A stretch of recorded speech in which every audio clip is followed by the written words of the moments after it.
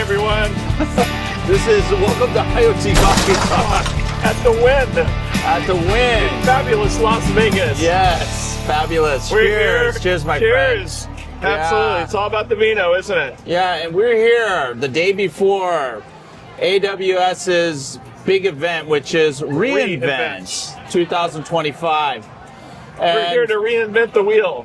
yeah, no, again. actually, well, the reason why we're here is we're actually trying to figure out where is the non-smoking section of a cigar bar Cigar that we're bar. sitting at. You can tell that we're not really very bright people at all. We're in a cigar bar looking for the non-foot. Didn't really work out for us. Yeah, But this Pinot is really lovely, actually. How's the Prosecco?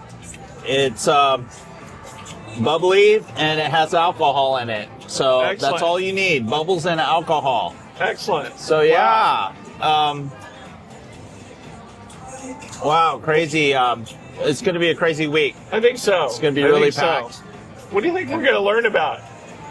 And it won't be just cloud stuff. It's going to be probably bedrock. Yeah, It's going to be, they've been the biggest investor with Anthropic. Of course, Yeah. Anthropic's getting love now from Microsoft and maybe Google too. In fact, didn't Anthropic Okay. do a deal to get TPUs?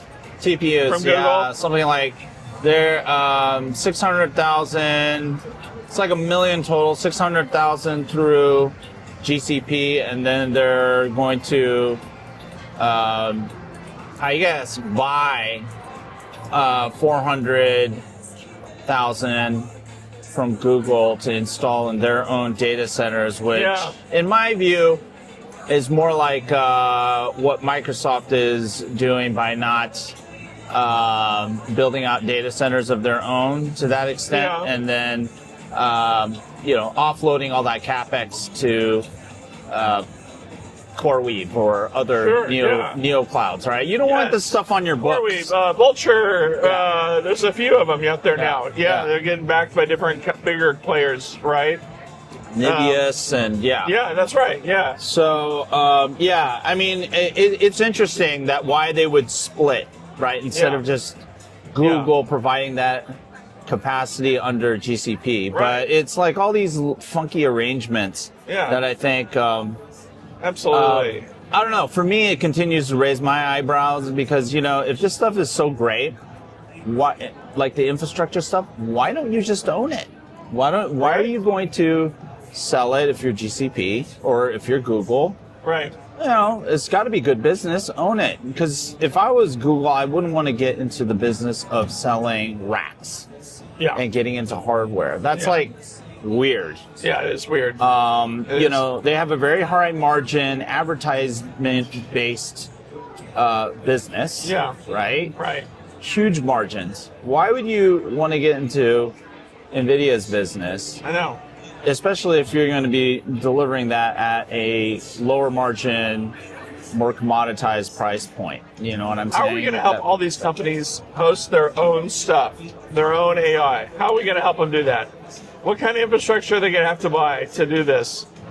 Or because I feel like on some level, even though here we are at an AWS event, you think of Outposts, but I feel like Oracle's made the most moves with their dedicated region. 3 racks of servers gives you their entire cloud on-prem, in your own data center, your colo.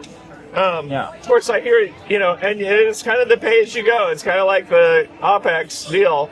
Wow. That being said, apparently they have to do some kind of vetting, whatever, on the company to make sure that you're actually going to be able to pay them. Pay them. Like, you can't just call up and say, Hey. hi, this is Leonard's cloud company, and I need, I want, can you just bring it up next? No problem, So, yeah, they get vetted a little bit. That. Just say, hey, this is Nextcurve. Yeah. Well, Can I get... I know, but, big company like Nextcurve with, 5,000 analysts, and you got your own labs where you're testing all this stuff because you have to show how legit it backs up what you're saying, right? Absolutely. And so it's probably not a problem for a firm like Nextcurve. Other firms, maybe it's a problem, smaller ones. Yeah. you know, that are a little more puff piece kind of groups, you know, like that. Yeah. That could be, I'm not going to say any names, but I can It think could of be some. really tough. It would Yeah. be really tough. So last week actually was Microsoft at Ignite. Yeah. And I didn't attend it, but I watched it online, and I watched some of the live streams. Luckily, they did a lot more live streams of the individual breakout sessions. And so, you know, being in the cloud group at IDC, you know, I was focused on some of the IaaS stuff. But Yeah. I watched and rewatched videos, kind of what's new in Azure Local. And so, you know, Azure Arc is their mechanism to expand outside of their data center regions and their nodes to customers' data centers, that kind of thing. And so Azure Local, I remember this time last year when they first announced it, and the guy build, right? guy plugged in a USB stick and just downloaded it to some HP PC, and all of a sudden he's got Azure running on it. 1 year later now, they've got kind of like a certification program, all the usual suspects, HP, Lenovo, probably Dell, of course, maybe Supermicro, I'm not sure if they're in the deal. But it's interesting because, you know, that's kind of the other deal, because I think they must be listening to our analysis that we're putting out there, because when I watch there's sessions there that the product managers at Microsoft are giving, they're all of a sudden really worried about sovereign clouds, digital sovereign data, you know, private data, the whole deal. And guess who they're talking about the whole time? Europe. Because Europe's the one that's like flashing red lights right now. Sovereign everything. We cannot be tethered to American hyperscalers. Yeah. And so I'm sure and we'll probably hear some of that from Amazon this week. I'd be surprised if I didn't. They're all, I don't want to say they're panicking, but, you know, all of a sudden you got the sentiment in Europe that's like, we need to disconnect from American clouds. Yeah. Wow, that's a big deal. And so when I watch the sessions from the Microsoft folks about Azure Local, not only they kind of talked about turning a dial, like turning up the volume on your stereo, you know, just sovereign cloud that's just like they already have. Like, here's the European sovereign stuff. And then within a country, and then using Azure Local on-prem, and making sure nothing leaves, nothing escapes, data doesn't go anywhere, and you've got total control. And they said in preview they got total disconnected version.